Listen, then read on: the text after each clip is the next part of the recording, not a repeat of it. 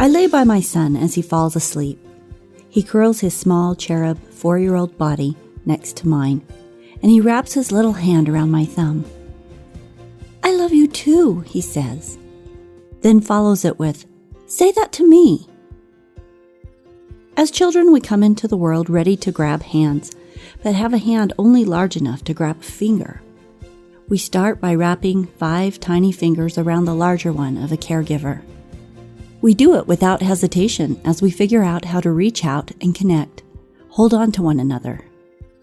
In the case of my son, we even ask for what we want, for what we need. As we get older, we are much more careful about breaking those boundaries. We are careful to stay in our own spaces, and too often we forget to reach out to one another. Today's podcast is about connecting with touch. It's about holding hands and how human touch links us, literally closes the gap between people, and how important that is to all of us. Stories are our lives in language. Welcome to the Love Your Story podcast. I'm Lori Lee, and I'm excited for our future together of telling stories, evaluating our own stories, and lifting ourselves and others to greater places because of our control over our stories. This podcast is about empowerment and giving you, the listener, ideas to work with in making your stories work for you. Power serves you best when you know how to use it.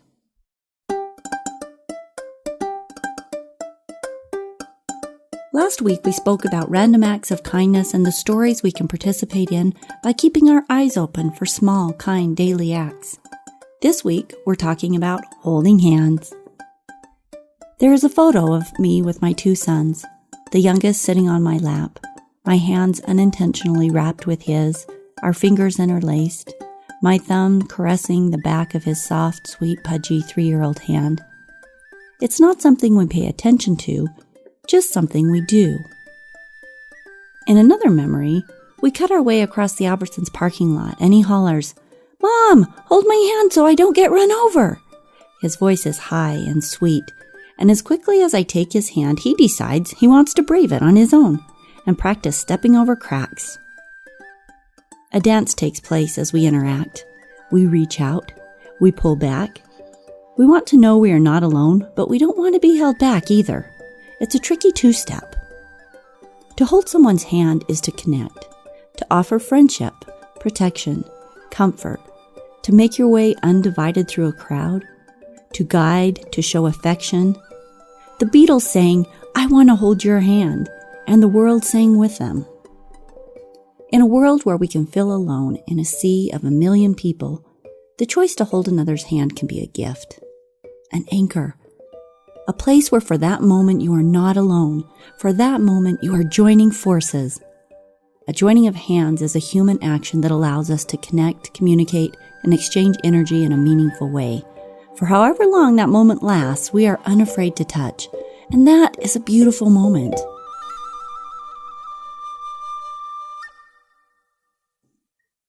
I sat on a plane flying home from Ohio after our final weekend in an emotional intelligence workshop that had lasted 3 months.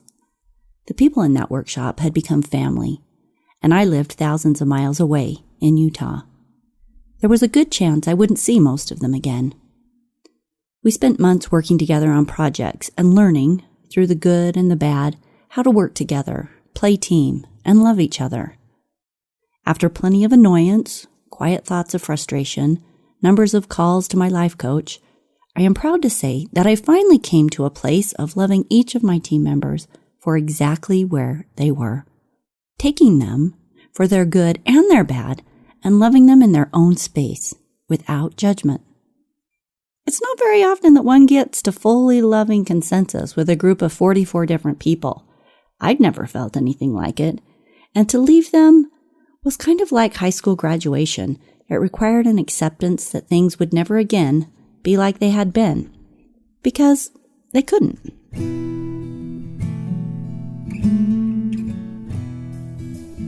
Remember episode 11 and how we can't step into the same river twice? As I felt the wheels of the plane lift off the tarmac, it was the official separation from Ohio as I flew back to Utah, into the light blue fall sky and away from the place, the people, the experiences. I reached across the seat and grabbed the hand of my friend who was sitting next to the window. The center seat was empty except for our hands, clasped together as the flight gained altitude. Her grip was firm and comforting as I was present to the moment of leaving and the tears that ran down my cheek. We said nothing, just grasped hands as the wheels left the tarmac. Human chains have been formed to demonstrate solidarity in a cause. Chains have been created that included millions of human beings linking hands to boycott nuclear missiles, to call for peace, to seek for independence. Children link hands for a game of Red Rover. And when the group is successful, the chain is unbreakable. We hold hands during funerals, marches, vigils, and weddings. When the World Trade Center towers collapsed, I watched people leaping from the impossible height, hand in hand, falling together. Together. A couple months ago, Annie Schmidt disappeared while hiking in Portland. She was from Utah, a beautiful young lady who had recently moved to Oregon. I look at her pictures, the gorgeous young woman full of life, and I am devastated. I know a bit about her family, and I can't help but put myself in her mother's place, in her father's place, and I struggle to hold back the tears. I think of my son, who was diagnosed with leukemia this summer. He is also a beautiful human being, a gorgeous, strong young man with a champion spirit, a solid heart, and a 5-star smile. He doesn't complain as he fights. He gets up, eventually, and tries to go about his day in a meaningful fashion. My mind once or twice has looked into the ugly abyss of the possibility of losing him, but I push it away as quickly as it appears, because my eyes tear up and my throat closes.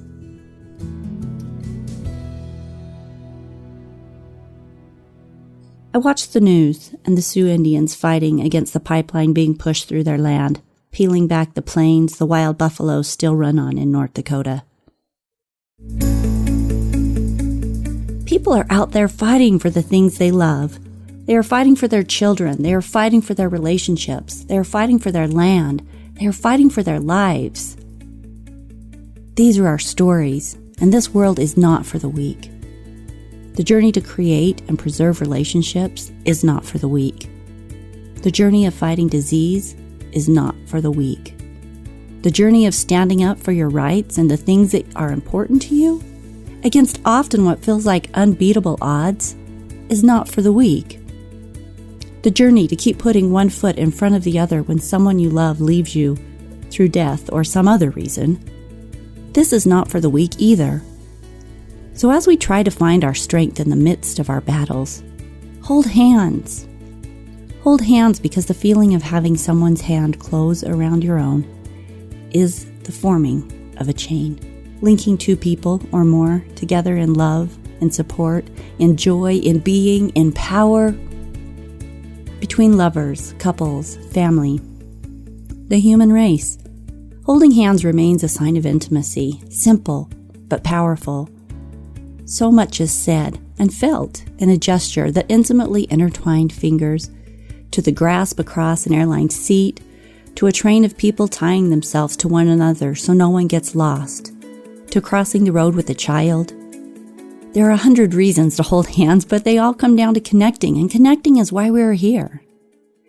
Thich Nhat Hanh said, "We are here to awaken from the illusion of our separateness." While this illusion is understandably difficult to break through, reaching out to hug someone, to hold a hand, physically bridges the gap for a moment. Martha Beck, international life coach, said, "Relationships are the most important human experience available to us. I realized in my 20s that the meaning of life is not about what happens to people, it's about what happens between people. Learning to connect with each other, to experience empathy, to step outside our own experience and to experience love in all its forms. These, I believe, are the experiences for which we became human." Unquote. In Galatians 6:2 in the Bible, it says, quote, "Bear ye one another's burdens," unquote. When we reach out to grasp another person, to touch in a world filled with apparent separation, When we reach out to lift, to comfort, even just to connect with the squeeze of a hand, there's an exchange of energy, an energy that says, "You're not alone." Driving home from Bryan Head, after a weekend of painful bliss on the mountain bike, there is a young blonde child on her father's shoulder staring at me from a billboard. Her hands are raised above her head, the American flag grasped in her pudgy fingers, the words "Unity" blaring in black block letters. I'm listening to the Spirit soundtrack, and there's an orchestral crescendo as I speed by. It's very moving in its own way. I am returning from the Fat Tire Festival at Bryan Head, where along with 7 others, I was shuttled to and from some of the best mountain bike trails in the West. Thunder Mountain, 7 miles of intermediate to advanced up and down sequences through and above red hoodoos and alpine canyons, was amazingly scenic, but the hills were kicking my butt. Jason, a friend of mine, much better rider than I, pedaled behind me yelling, "Shift down, you can do it, go, go, go." So I pushed harder even when I wanted to stop and cry. I became more because he stayed with me and reached out. At major junctions and intersections on the trail, the faster riders in our group stop and wait for those in the rear. It wasn't required, but it united us in a way where, though at times we rode with no one else in sight, we knew we were not alone. We were making sure no one got lost or took the wrong path or got hurt or, even felt left out. In Sunday school, or was it first grade, the teacher held up one popsicle stick and easily broke it. She then added 5 or 6 to the stack and the pile could no longer be broken.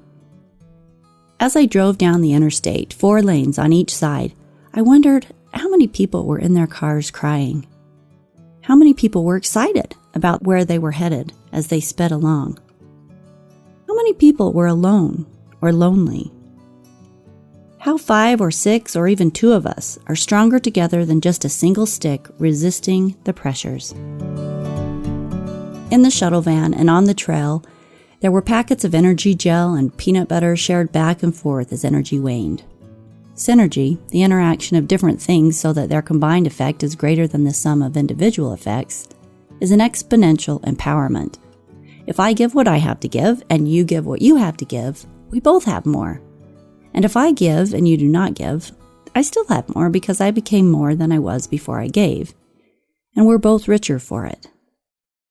When I reach out to you and you reach out to me, and we pull each other up when we are face down in the arena, you remember that from episode 7, we become stronger because we are not alone. Near Ogden, Utah, there's a billboard of Mother Teresa, her hands reaching out to an unseen other, the words, "reaching beyond yourself," emblazoned below her picture. I scratch a quick note to call a friend that just had her baby and see how she's doing. I'm thinking about the givers and the takers of the world. There are times we will need the help, someone to encourage us up the hill, take us to dinner, call and check on us, take our hand. And there are times when we are lucky enough to be the giver. It takes both. Sometimes you are reaching out your hand, and sometimes someone else is reaching out to you. I received a beautiful piece of thin navy paper, an iridescent blue-green feather pasted down one side, a poem entitled, "The Gift of an Angel by Your Side" on the other side. A small golden blue pin with the words "Bluebird of Happiness" attached at the top, and a $100 bill, and a friend's handwriting beside the pin that said, "Fly." It was handed to me during a difficult transitional time in a plain brown envelope with a hug and the direction to open when needed. When you've taken all you can take and you're about to bonk and someone reaches out and hands you an energy gel, that energy gel is not just a 99-cent packet of rice syrup, potassium, and caffeine. It's pure gold, and sometimes it saves your life. Sometimes just knowing there is someone that cares enough to ride behind you hollering, "You can do it!" says as much as a billboard. And sometimes reaching out and holding another person's hand says more than words, because it says in a gesture, "I am with you, you are not alone, and we can cross this dangerous street together." And sometimes when someone reaches for your hand, they are saying, "I love you too. Now say that to me." We come programmed to hold on to one another. We arrive hardwired to grasp hands. And if we are lucky and wise, we don't lose our grip. Your challenge for this week is to reach out more than you usually would. Use your wonderful hands to close the gap between you and someone you love, someone who needs you, or just because you want to connect. Bridge the gap. Have fun telling your stories this week, and I'll see you next week on the next episode of Love Your Story Podcast. P.S. Please pass this podcast on to your friends and go to our website, www.loveyourstorypodcast.com, and sign up for our weekly challenge or inspiration. It gives us a way to be able to stay in touch with you and hopefully give you some valuable thoughts every week. See you next week.